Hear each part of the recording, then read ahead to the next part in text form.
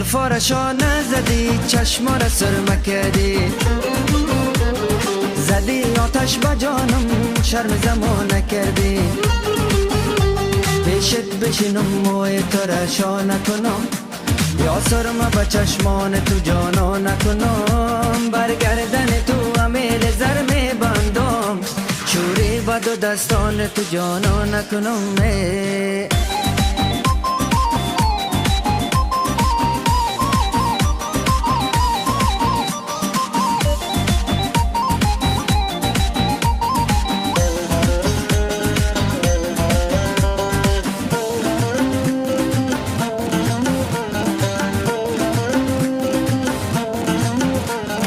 دخترک از مزار است، سر تا با پا شرار است، با لبخند لبانش دلکم بیقرار است. پیشت بشینم موی تو را شانه کنم، یا سرمه با چشمان تو جانا نکنم. برگردن تو امیل زر می بندم، چوری با دو دستان تو جانا نکنم.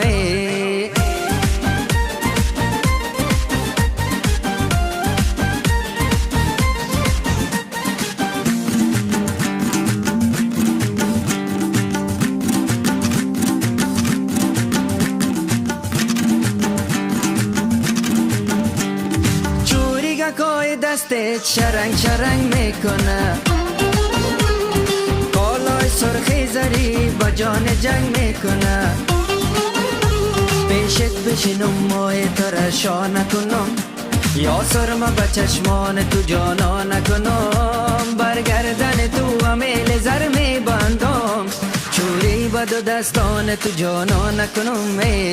زلفا را شانه زدی، چشما را سرمه کردی، زدی آتش با جانم، شرم زمانه کردی.